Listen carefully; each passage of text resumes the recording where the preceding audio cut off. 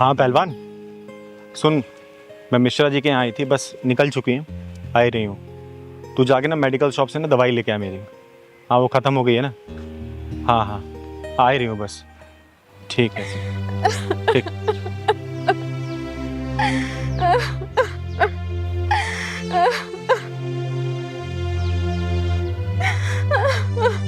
ये यहाँ पे क्यों रो रही है औरत? क्या हुआ बहन, रो कर रही हो तुम? और तुम तो माँ बनने वाली हो, ऐसी हालत में यहाँ पर? घर वाले कहाँ हैं तुम्हारे? क्या बताऊं दीदी, क्या हुआ बताओ। मेरे ससुर ने मुझे बदचलन बोलकर घर से निकाल दिया।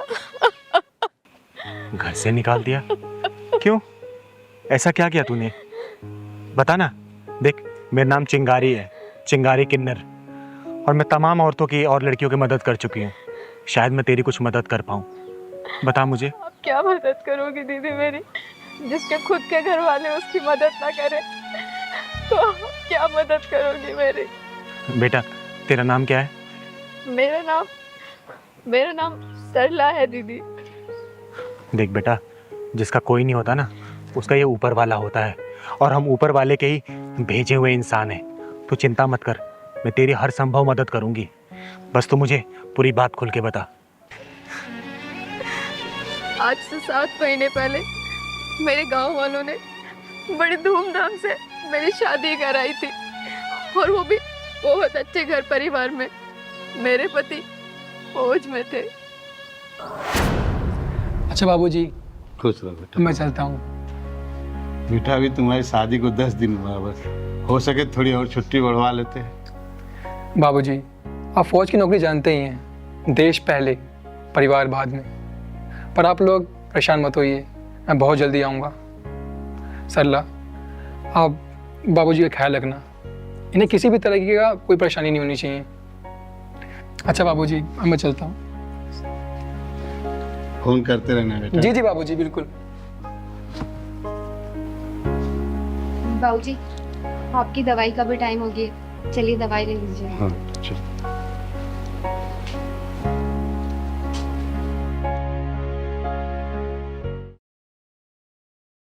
अरे तो मिलिट्री हेडक्वार्टर्स फोन लग रहा है।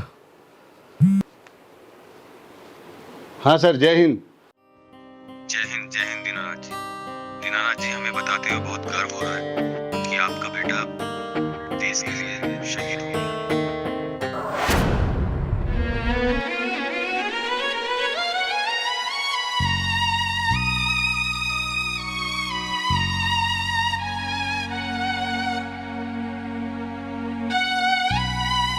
शहीद हो गया मेरा बेटा।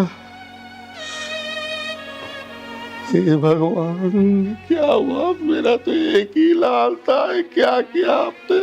नहीं, ऐसा नहीं हो सकता रोहित, मेरा बच्चा रोहित, रोहित। पिताजी, आप क्यों रो रहे हो? क्या हुआ? बेटा हमारा रोहित शहीद हो गया। वो शहीद हो गए? नहीं पिताजी, कह दो कि आप झूठ बोल रहे हो। सच है बेटा।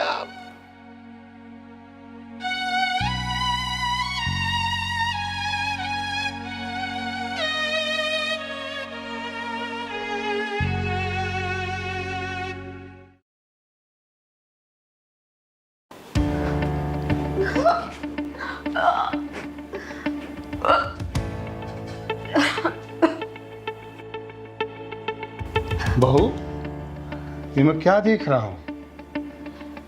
ये किसका पाप लिए ढूंढ रही थी?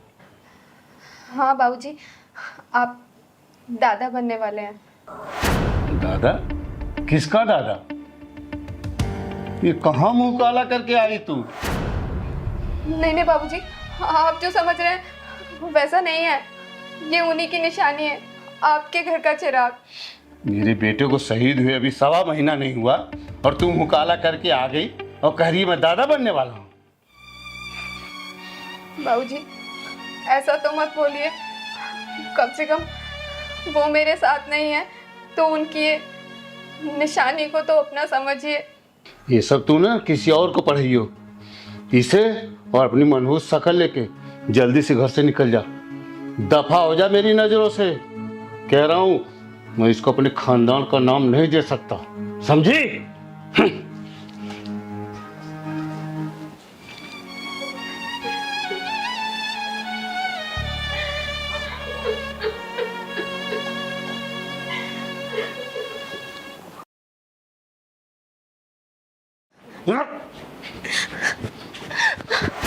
बाबूजी, मुझे प्लीज अपने इस घर से मत निकालिए। तेरे लिए और तेरे इस बच्चे के लिए मेरे इस घर में कोई जगह नहीं है, उल्टा कहीं की। बाबूजी, लेकिन ये आपके घर का ही तो चिराग है। मैं इस बच्चे को इस हालत में कहाँ लेके जाऊंगी? निकल जा मेरी आंखों से दूर हो जा, भाग।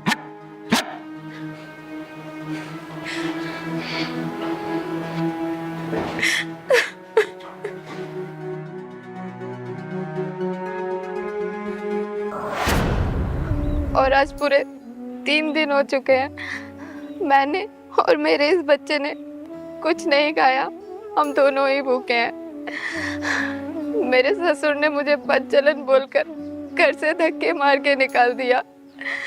दीदी, मैंने उन्हें बहुत समझाने की कोशिश की, लेकिन वो मानने के लिए राजी ही नहीं है कि ये उन्हीं का खानदान, उन्हीं का बच्चा है। बेटा, तू चिंता मत कर। तेरे ससुर को ना एक बार समझाने की मैं कोशिश करूंगी। अगर फिर भी वो नहीं समझाना तो उसको कैसे सही करना है ये चिंगारी बहुत अच्छे से जानती है। तू चिंता मत करना, चिंगारी तेरा ख्याल रखेगी और इस आने वाले कुल का भी। ठीक है बेटा? तेरा घर कहाँ है ये मुझे बता। बस दीदी, यहीं से 2 कॉलोनी छोड़कर कृष्णा कॉलोनी में मेरा घर है। एक काम कर बेटा, मुझे अपने घर ले चल। चल तो। चलिए दीदी।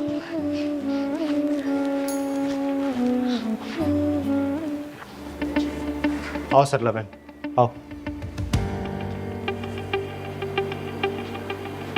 तू फिर आ गई? मैंने कहा था ना तेरे मनहूस कदम इस घर में दोबारा नहीं पड़ना चाहिए। भाई साहब, अपनी जुबान को जरा लगाम दीजिए। और ये खुद नहीं आई है, मैं इसे लाई हूँ। आओ सरला बहन। आप कौन है? बताती हूँ मैं। पूजा में करती हूँ हवन, शरीफों का करती हूँ नमन, दुष्टों का करती हूँ दहन, और इस देश का बच्चा बच्चा मुझे बोलता है चिंगारी बहन। तो भाई साहब, अगर आप मुझे बहन बन के मेरी बात को मानोगे ना तो बहुत प्यार से समझाऊंगी। अगर रावण बने ना तो तुम्हारी लंका दहन यही कर दूंगी, समझे? और फॉर योर काइंड इंफॉर्मेशन, चिंगारी नाम है मेरा, चिंगारी किन्नर। और मैं तुम जैसे हरामियों के पिछवाड़े में ढक्कन लगाती हूँ, समझे क्या? देखिए चिंगारी जी, पहली बात तो यहाँ कोई बच्चा अच्छा हुआ नहीं है, और मेरे ख्याल से ना ये अपनी ज्ञान वर्धक बातें जाके कहीं और बांटिए।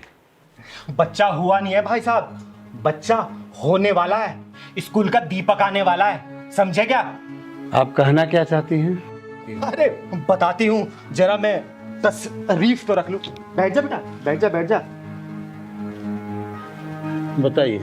भाई साहब, मुझे आप ये बताइए कि आपने अपनी बहू को घर से बाहर क्यों निकाला?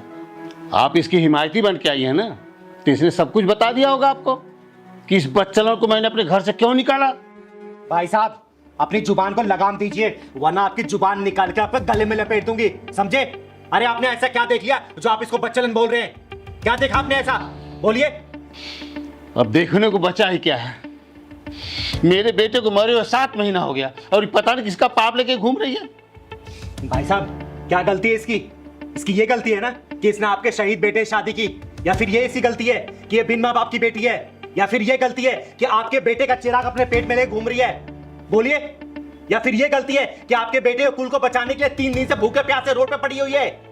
बताइए ना, क्या गलती है इसकी? अरे मुंह के बंदे जवाब दीजिए ना। आप कुलक्षणी उल्टा सब इसको बोल रहे हैं, गलती क्या है इसकी? बोलिए। चिंगारी जी ये बताइए, मेरा बेटा शादी के 10 दिन बाद बॉर्डर पे चला गया, उसका फोन आ गया था। ये बताइए कैसे माँ बन सकती है? अरे 2 मिनट का पल भी काफी होता है एक माँ बाप बनने के लिए। ये तो फिर भी 10 दिन अपने पति के साथ रही है, तो क्या ये माँ नहीं बन सकती? बोलिए। अगर इसको ऐसा कुछ करना होता ना, तो जब इसको पहले महीने पता चला ना कि प्रेग्नेंट है, अबॉर्शन करवा लेती और अपनी जिंदगी किसी और के साथ जी रही होती। यहाँ पे 7 महीने नहीं झेल रही होती आपको। एक बात बताइए भाई साहब, ये जमीन जायदाद घर किसके नाम पे है? आपके बेटे के नाम पे है ना?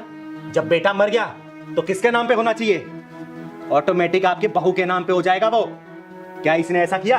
आपको घर से धक्के मार के बाहर निकाला, पैसे के लालच इसने रखी, फिर भी आपने जैसा भी इसके साथ बर्ताव किया आपकी सेवा करती रही है, और आपने इसके साथ ऐसा ही व्यवहार किया। ऐसी स्थिति में सो घर से बाहर निकाल दिया। अरे आपको चुल्लू भर पानी में डूब मरना चाहिए। चिंगारी जी, मैं बहुत शर्मिंदा हूँ। आप जो समझाना चाह रही हैं ना, मैं समझ गया। मैं अपनी इस बहू के त्याग को नहीं समझ पाया। मैं शायद गलत था, टोटल गलत था मैं। बेटा, मैं माफ़ी मांगने के काबिल तो नहीं हूँ, लेकिन फिर भी मुझे माफ़ कर देना बेटा। तुम मेरे घर के आखिरी चिराग को बचा के रखना चाहती थी, और मैं इसको उल्टा क्या क्या कहा। धिक्कार है मुझ पे, घृणा आती है मुझे अपने आप से।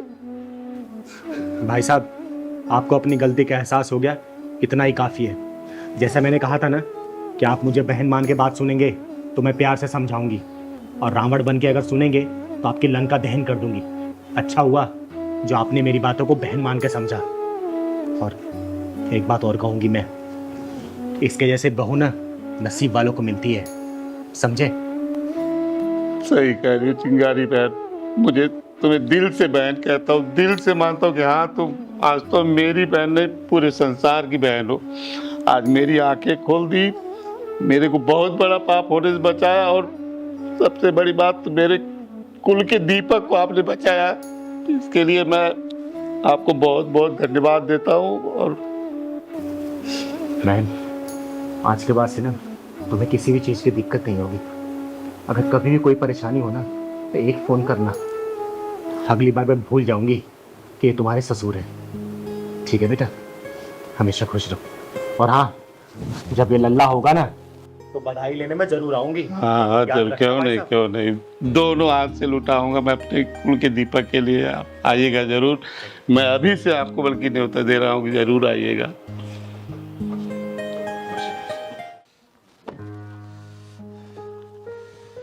पहलवान, हाँ दीदी। इस बार की सर्दी ने तो आतंक मचा रखा है। हाँ दीदी, इतना पहन रखे हैं फिर भी ठंडी लग रही है। बेटा, तेरा नाम पहलवान रखा है मैंने, लेकिन तू पहलवान है नहीं। तेरे को कितनी बार बोलती हूँ स्वेटर जैकेट पहन के रह, लेकिन नहीं, तो स्टाइल मारना है ना। पता नहीं।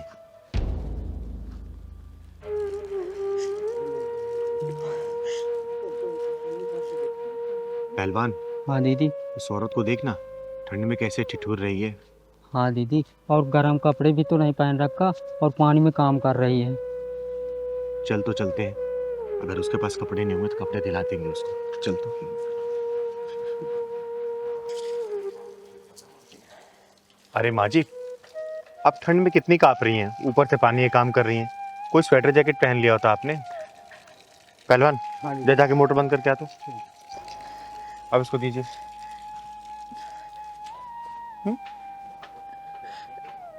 क्या करूं बेटा, काफी दिन से अपने बेटे को बोल रही हूँ एक स्वेटर ला दे। या तो उनके पास टाइम नहीं है, या वो मेरे लिए स्वेटर लाना नहीं चाहता।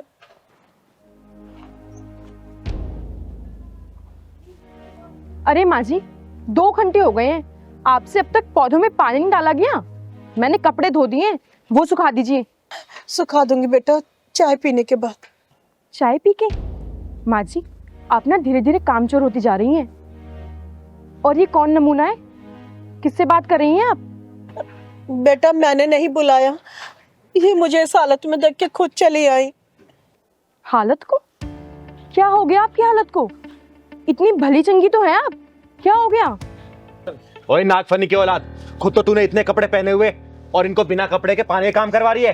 अरे थोड़ी सी शर्म होती ना तो इनको भी गर्म कपड़े दे देती तू, समझी? क्या हो गया, तू शोर मचा रखा है?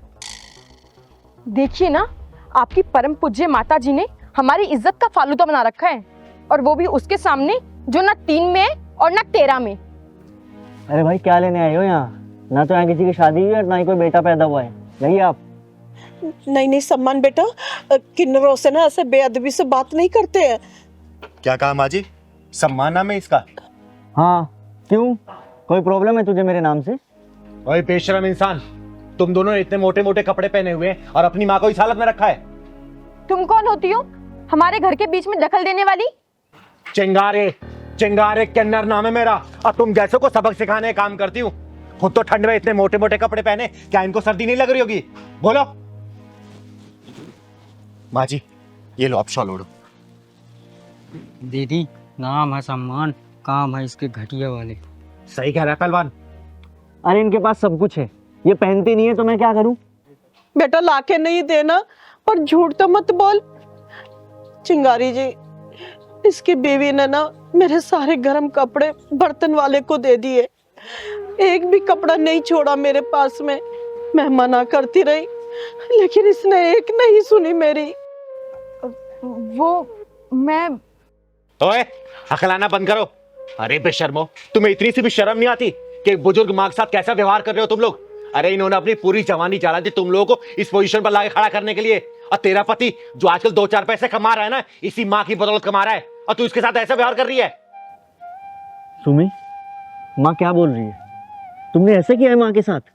अरे मैं समझा था माँ के पास है गर्म कपड़े, तुमने बर्तन वाली को दे दिए। अरे वो जी, मैं तो अरे बेशर्मो, सर्दी में तुम इस माँ से पानी काम करा रहे हो।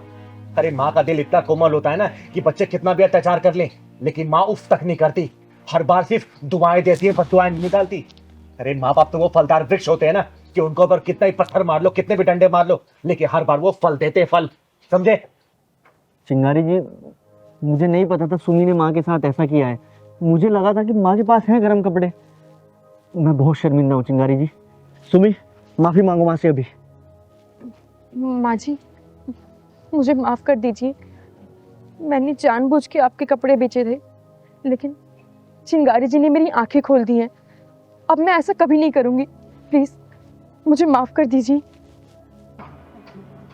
कोई बात नहीं बेटा, मैं ऐसी हालातों से बहुत बार गुजर चुकी हूँ। अब मुझे ना सर्दी और गर्मी का एहसास ही नहीं होता। नहीं माँ, हम अभी मार्केट जाएंगे और आपके लिए गर्म कपड़े खरीद कर लाएंगे। हाँ हाँ माँ, आप चलिए हमारे साथ। हाँ, और हाँ, मैं आऊंगी देखने। अगर तुम लोगों ने फिर दोबारा ऐसी हरकत की ना, तुम्हारे ये पहने हुए कपड़े ना उतार दिया ना, तो मेरा नाम चिंगारी नहीं, समझे? चल पहलवान, माँ जी आप इस शॉल को ओढ़े रहिए। चल पहलवान, तुझे पता है कि आज मेरा सोमवार का व्रत है? आज पहली बार थोड़ी ना, हर सोमवार को तो दीदी रखती हो व्रत। अरे मैं भगवान भोलेनाथ के इसे व्रत रखती ना, ताकि भगवान भोलेनाथ मेरे गुस्से को खत्म कर दे, या फिर थोड़ा बहुत तो कम कर ही दें। भोले बाबा अगर गुस्सा शांत कर देंगे तो शनि देव चढ़ जाएंगे। अच्छा मजाक करता है तू?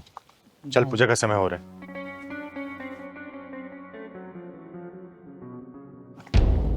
ओए हेलो, कहाँ जा रही हो मुंह उठा के? नीचे उतरो। अरे भगवान भोलेनाथ की पूजा करने जा रही हूँ, लेकिन मना क्यों कर रहे हो आप? परेशानी है, पूजा करनी है तो मंदिर के बाहर बैठकर करूं, तुम अंदर नहीं जा सकती। लेकिन क्यों नहीं जा सकती? आज तक तो किसी ने रोका नहीं मुझे मंदिर जाने से। हाँ तो अब रोक रहे हैं ना, और आज के बाद तुम इस मंदिर में नहीं जा सकती, तुम्हारा प्रवेश बंद है। लेकिन ये तो बताओ, मंदिर में जाना हमारा क्यों बंद हो गया? हाँ हाँ बताओ, क्यों बंद हुआ हमारा जाना मंदिर में? वो इसलिए क्योंकि मंदिर में अधूरे लोग नहीं जा सकते, भगवान जी का अपमान होता है। आई समझ में बात? बहन, मुझे अधूरा बनाने वाले भगवान ही तो है, मैं खुद अधूरी नहीं बनी हूँ। और आप लोग कौन होते हैं मुझे मंदिर में जाने से रोकने के लिए? देखो, मेरा नाम सुनील है और ये मेरी वाइफ बिंदिया है, और इस सोसाइटी का प्रधान मुझे बनाया गया है, तो हमारे ही नियम चलेंगे। हाँ, और अब इस सोसाइटी के नियम बदल चुके हैं, केवल सोसाइटी के मेंबर इस मंदिर में जा सकते हैं, तुम जैसे अरे गरे नहीं। हाँ तो तुम्हारी भलाई इसी में है, अगर तुम्हें पूजा करनी है तो मंदिर के बाहर करो या अपने घर जाके करो। भाई साहब, भगवान के मंदिर में कब से भेदभाव शुरू हो गया, बताएंगे आप मुझे? तुम्हारी समझ में बात नहीं आ रही क्या? जब तुम्हें बता दिया है कि ये मंदिर सोसाइटी का है, यहाँ सिर्फ सोसाइटी वाले ही पूजा करेंगे, तो तुम मान क्यों नहीं रही हो? भाई साहब, भगवान की बनाई हुई रचना पे सभी का बराबर अधिकार है, चाहे वो हवा हो, पानी हो या फिर सूर्य किरणें। अपनी नफरतों को सरहदों मत बांटो। अरे तालाब खोदने वाले इंसान को ये पता नहीं होता कि उसके तालाब में पशु पानी पिएगा, पक्षी पिएगा या फिर मनुष्य। अरे ऊंच नीच, नर नारी, किन्नरों में भेदभाव मत पालो, वरना प्रलय आ जाएगी, प्रलय। दीदी यहाँ से चलते हैं, ये लोग तो भगवान में भी कब्जा कर लिया है। अरे नहीं पहलवान, आज से पहले किसी ने मुझे यहाँ पूजा करने से मना नहीं किया, और ये कौन होते हैं मुझे रोकने वाले? देखो, सोसाइटी मीटिंग में यही तय हुआ था कि इस मंदिर में सिर्फ सोसाइटी मेंबर ही पूजा कर सकते हैं, कोई किन्नर या आउटसाइडर नहीं। तो आपकी भलाई इसी में है, या तो आप बाहर बैठ के पूजा कर लो या अपने घर जाओ। ठीक है भाई साहब, जैसे भगवान भोलेनाथ की मर्जी। नहीं आऊंगी आपसे अब मैं आप लोगों के कब्जे वाले मंदिर में। जय भोलेनाथ। चल पहलवान।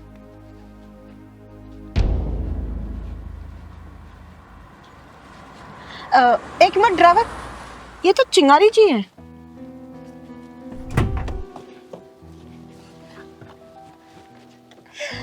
चिंगारी जी।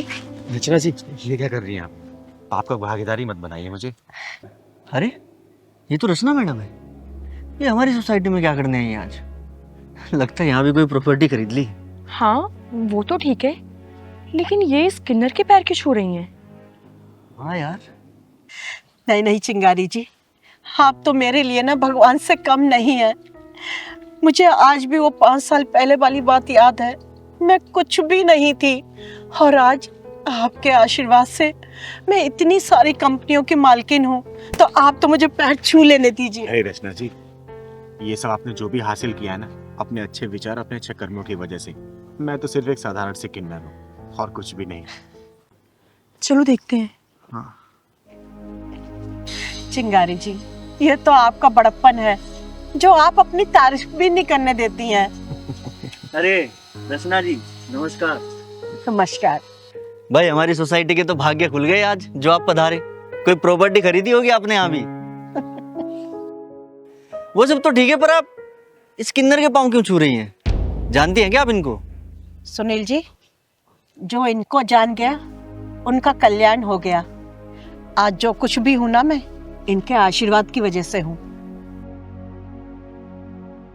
आज सोमवार है, भोलेनाथ जी की पूजा करके आ रही हैं? आई तो थी पूजा करने, लेकिन पूजा किए बिना ही जा रही हूँ। क्यों? पूजा किए बिना क्यों जा रही हैं आप? वो क्या है ना कि मैं मंदिर के अंदर जाने लायक नहीं हूँ। ये किसने कहा आपसे कि आप मंदिर में जाने के लायक नहीं है? अगर आप मंदिर में जाने के लायक नहीं है तो इस दुनिया का कोई भी इंसान ना इस लायक नहीं है कि वो मंदिर में जा सके। रचना जी, ये भाई साहब और बहन जी ने बोला कि अधूरे इंसानों का मंदिर में प्रवेश वर्जित है, तो बताइए कैसे जा सकती हूँ मैं? सुनील जी, आपकी हिम्मत कैसे हुई इनको रोकने की? मैम, एक्चुअली वो सोसाइटी की मीटिंग में तय हुआ था कि चुप! अगर मैं चाहूँ ना, खड़े खड़े इस सोसाइटी को खरीद सकती हूँ। और आप होते कौन है ये बोलने वाले कि कौन मंदिर में जाएगा और कौन नहीं जाएगा? सॉरी बोलो। Sorry madam. तुम लोग इतने बड़े हो गए हो, ये फैसला करोगे कि मंदिर के अंदर कौन जाएगा और कौन नहीं जाएगा? अरे चिंगारी जी कोई मामूली हस्ती नहीं है। इनके आशीर्वाद से ना रेगिस्तान भी हरा भरा हो जाता है और इनकी बद्दुआओं में वो तासीर है कि समुंदर भी सूख जाए। रचना जी, सॉरी, हमें माफ कर दो। और चिंगारी जी, आप भी हमें माफ कर दीजिए। चिंगारी जी, हम अपने किए पे शर्मिंदा हैं। प्लीज हमें माफ कर दीजिए और आप पूजा कर लीजिए। सुनील जी, एक बात मेरी हमेशा याद रखना, अहंकार के पेड़ों पे नफरतों के फल लगते हैं। अरे हम किन्नरों गुजारे समाज से चलता है, हम इस समाज से कितना प्यार करते हैं, और आप लोग समाज के लोग हम किन्नरों को इस तरीके से दरकिनार करेंगे तो बताइए हम लोग कहाँ जाएंगे? आगे से किसी भी किन्नर का अपमान मत करिएगा, क्योंकि हम किन्नरों के दुआओं में भी उतना ही असर होता है जितना बद दुआओं में। ठीक है? चिंगारी जी, इनको माफ कर दीजिए, बच्चे हैं, नादानी में भूल गए।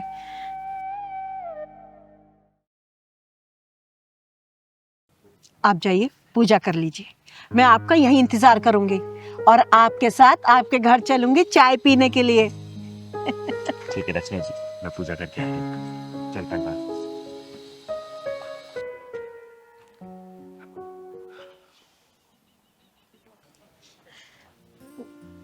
चिंगारी जी, आपके लिए कुछ और लाऊं? अरे नहीं राधा जी, पेट बिल्कुल फुल हो गया। और ये तो कहने को पहलवान है, पहलवान वाले कोई गुण नहीं है इसमें। तो फिर एक एक कप कॉफी हो जाए? हाँ, कॉफी चलेगी। हाँ। लेकिन थोड़ी चीनी कम। माँ जी, मेरी वाली कॉफी में ना थोड़ा चीनी ज्यादा डाल देना। हाँ बिल्कुल बिल्कुल। माँ जी, आपके बेटे बहू नजर नहीं आ रहे। चिंगारी जी, आपके आशीर्वाद से ना मेरी बहू की गोद भर गई, इसलिए मैंने उनको ना वैष्णो देवी दर्शन के लिए भेजा है। बस आते ही होंगे। लो आ गए वो। नमस्ते मम्मी। आ गए आप दोनों। माता रानी के दर्शन अच्छे से हुए ना? हाँ माँ, बहुत अच्छे से दर्शन हुए हैं। ये किन्नर को घर पे क्यों बिठाया हुआ है और खाना भी खिलाया हुआ है? खाना खिला दिया ठीक है, लेकिन ये बर्तन अलग कर देना, इनमें खाना नहीं खाएंगे हम। कैसी बातें कर रहा है रितेश? ये वही चिंगारी जी हैं जिनके ताबीज से ना मेरी बहू की गोद भरी है। खुश है बेटा, सदा से। तान्या तू पागल हो गई है क्या? तू भी माँ की तरह किसी के भी पैरों में अपना नाक रगड़ने लगती है। ये आप क्या बोल रही हो? क्या हो गया आपको? रितेश, माफी मांग चिंगारी जी से। अरे दादाजी कोई बात नहीं, बच्चा बुद्धि है ना, बोल दिया तो क्या हो गया। और वैसे भी हमें ये सब सुनने की आदत है। नहीं नहीं चिंगारी जी, जब सारे डॉक्टरों की तरफ से हार मान चुकी थी तब मैं आपकी शरण में आई थी और गुहार लगाई थी कि मेरी बहू की गोद भर जाए। तब आपने बिना सोचे समझे ताबीज बनाया, पानी पड़ के दिया, तब कहीं जाके मेरी बहू की गोद भरी। तो मैं आपका अपमान कैसे सहन कर सकती हूँ चिंगारी जी? माँ कैसी बेकार बातें कर रही हो तुम। मतलब ये डॉक्टर, दवाइयाँ, मेडिकल सब एकदम बेकार है, ये अंधविश्वास सब कुछ है। साइंस कहां से कहां पहुंच चुका है और तुम कहां अभी इन अंधविश्वासों में फंसी हुई हो। ठीक है दादाजी, अब चलते हैं हम। खाना बहुत टेस्टी बनाया था आपने, थैंक यू। चल पहलवा। हाँ दीदी, माँ जी ने खाना खिलाया, बेटे ने आज में चूरन दे दिया। एक मिनट चिंगारी जी। रितेश, ये क्या उल्टा सीधा बोले जा रहा है तू? माफी मांग चिंगारी जी से। हाँ रितेश, मम्मी जी ठीक बोल रही हैं। क्या उल्टी सीधी बातें कर रहे हो आप? माफी मांगिए प्लीज। यार तुम दोनों ना पागल हो गए हो। और माँ, तुम ये किसी को भी घर में बिठा लोगी क्या? हाँ ठीक है, उन्होंने ताबीज दिया था बना के, 100-200 रुपए दे के रफा दफा करते, घर में बिठा लोगे? बेटा मेरा नाम चिंगारी है और चिंगारी इतना सहती नहीं है। वो तो तुम लोग माता रानी के दर्शन करके आए हो ना, इसलिए मैं चुप हूँ। और माता रानी करे तुम्हारे घर में एक सुंदर सा बच्चा हो, मेरा आशीर्वाद है तुम लोगों के ऊपर। चिंगारी जी, ये वैष्णो देवी गया था दर्शन करने के लिए, लगता है अपनी अक्ल और दिमाग वहीं छोड़ के आया है। अरे घर आए मेहमान की कोई ऐसी बेइज्जती करता है क्या? अरे तो आपके मेहमान हैं, आपने बुलाया है, मैंने थोड़ा ही बुलाया इनको। और मुझे नफरत है ऐसे लोगों से। क्या कहा? नफरत है तुझे? हाँ, नफरत है तुझे ऐसे लोगों से? अरे बेशरम, तेरी इतनी हिम्मत कि तू मेरे सामने मेरे मेहमान की बेइज्जती करे?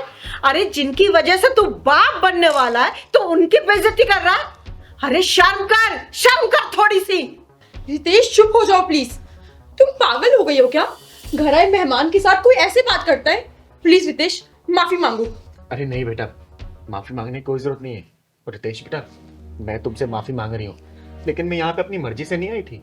तुम्हारी माता जी ने मुझे खाने पे निमंत्रण दिया था, अपने हाथों से इतना स्वादिष्ट खाना बनाई और मुझे खिलाया। बस उनकी प्यार की वो डोर ना मुझे यहाँ खींच लेके आ गई। चलो दीदी यहाँ से चलते हैं। नहीं पहलवान, रुक। रितेश बेटा, हम किन्नरों को ना बचपन से बेइज्जती सुनने की आदत है। लोगों के ताने सुन सुन के तो हम इतने बड़े हुए हैं। हम किन्नरों को भगवान भोलेनाथ का अर्धनारेश्वर रूप बोलते हैं, जिनके अंदर भगवान भोलेनाथ भी वास करते हैं और माता पार्वती भी। जब भगवान भोलेनाथ का रूप आता है ना, तो हमारे गुस्से को कोई भी नहीं रोक सकता, कोई भी संभाल नहीं सकता बेटा। लेकिन जब माता पार्वती का वास होता है ना, तो हमारे अंदर भी ममता जाग उठती है, ममता। इसलिए हम लोग आप जैसे लोगों की बातें सुन के चुप होके निकल जाते हैं। लेकिन आज चिंगारी किन्नर आप लोगों को आशीर्वाद दे रही है कि हमेशा खुश रहो आप लोगों के घर में ना किसी भी चीज की कमी ना हो। चल पहलवान। अरे तेरी अकल पे अभी भी पत्थर पड़े हैं। माफी मांग चिंगारी जी से। अरे तेरे जहरीले तीर के ताने सुनकर भी ना तेरी खुशहाल जिंदगी की दुआएं मांग रही है। अरे राधा जी कोई बात नहीं, कुछ बच्चे ना बचपन से जिद्दी होते हैं, उनमें से ये भी एक है। लेकिन फिर भी चिंगारी आशीर्वाद दे रही है कि हमेशा खुश रहो बच्चों, आगे बढ़ो। चल पहलवान। नहीं दीदी रुक जाइए, मुझे माफ कर दीजिए दीदी, मुझसे बहुत बड़ी गलती हो गई। मैं आपको पहचान नहीं पाया।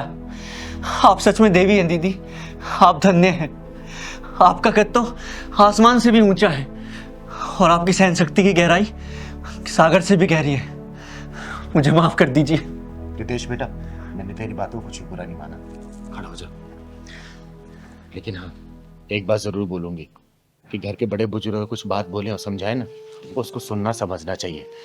और वैसे भी मुझे आदत है ये सब सुनने की। बस चिंगारी का आशीर्वाद है तुम लोगों के साथ कि हमेशा खुश रहो, तुम्हारे जीवन में किसी भी चीज की कमी ना हो। चल पहलवान। ठहरिए दीदी, हम माता रानी के दरबार से आए हैं, माता रानी का प्रसाद तो खा कर जाइए। हाँ दीदी, प्रसाद जरूर लेकर जाइए। अरे प्रसाद के लिए तो दुश्मनी मना नहीं करता। हाँ, वैसे भी ये तो मेरा घर है। ला बेटा, लेके आ। भैया अब तो नहीं बर्तन अलग करोगे? अरे भैया, अब तुमसे भी माफी मांग लेता हूँ, ऐसा तो मत बोलो।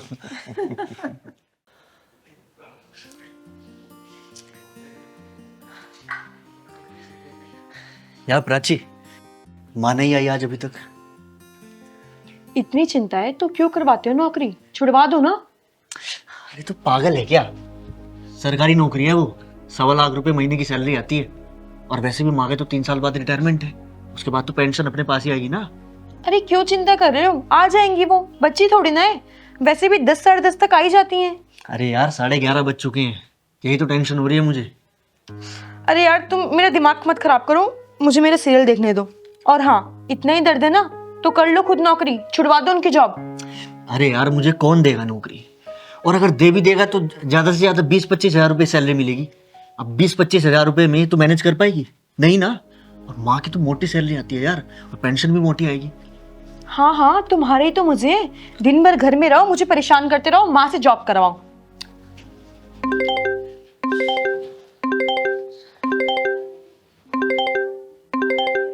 चिंगारी किन्नर? अच्छा, तो किन्नरों से भी फ्रेंडशिप चलने लगी आजकल? तो बावली है क्या? क्या बोल रही है यार?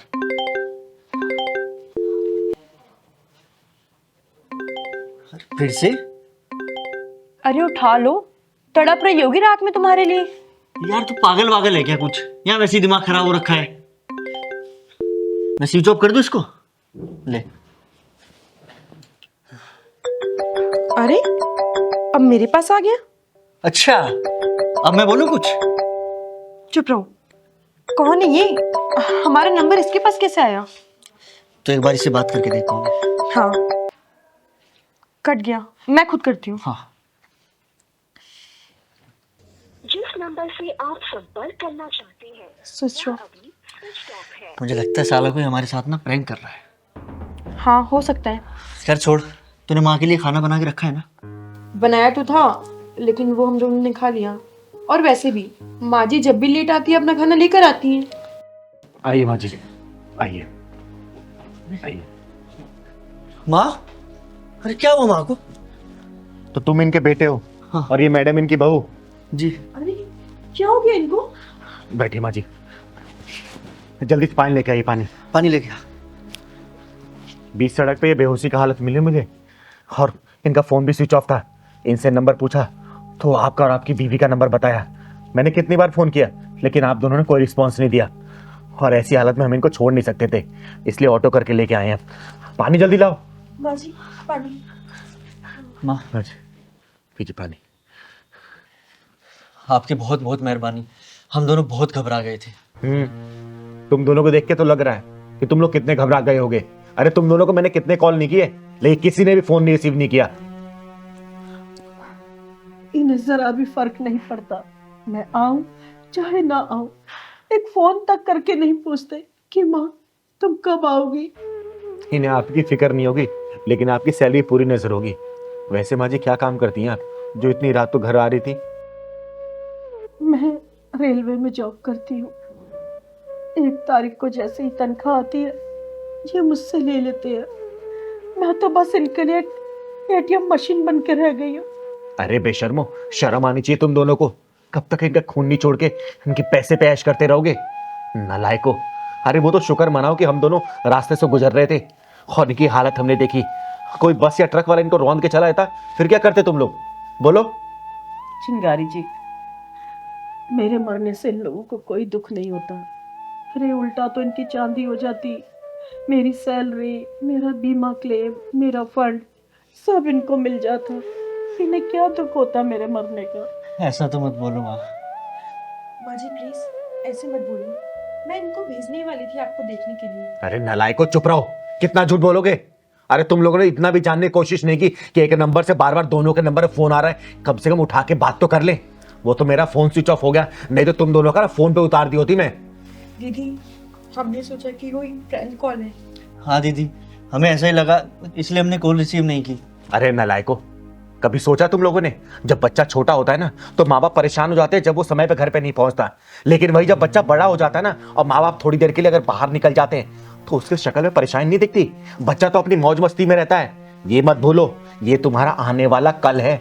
कल को तुम इसी पड़ाव में आओगे और तुम्हारा बच्चा भी अगर तुम्हारे साथ ऐसा व्यवहार करेगा ना तो तुम लोग अपने आप को बर्दाश्त नहीं कर पाओगे, समझे? और माँ की कद्र करना सीखो। जिसकी माँ नहीं है ना उससे पूछना कि माँ की कद्र क्या होती है, माँ की वैल्यू क्या होती है, माँ की प्रेजेंस क्या होती है लाइफ में। लेकिन तुम्हारी जब माँ है ना तो माँ की कद्र ना समय पे कर लो। कल को ये माँ नहीं रहेगी ना तो तुम लोग अपना सर पीटते रहोगे, लेकिन माँ ये कभी वापस नहीं आएगी, समझे इस बात को? हमें माफ़ कर दो, हमसे बहुत बड़ी गलती हो गई और आपकी बहुत बहुत मेहरबानी कि आप हमारी माँ को घर तक ले आए। और हाँ दीदी, आज के बाद किसी भी अननोन नंबर से कॉल आएगा ना तो हम लोग ज़रूर रिसीव करेंगे। माँ जी मुझे माफ़ कर दीजिए, ऐसी गलती दोबारा कभी नहीं होगी और हम आपका पूरा ध्यान रखेंगे। अपनी माँ की सेवा करो और कुछ दिनों तक ना इनको ड्यूटी जाने से मना करो, समझे? और किसी अच्छे डॉक्टर को दिखाओ इनको, ठीक है? माँ जी अपना ख्याल रखिएगा, मैं चलती हूँ। नमस्ते। चल पहलवान, और हाँ कल मैं आऊँगी, याद रखना।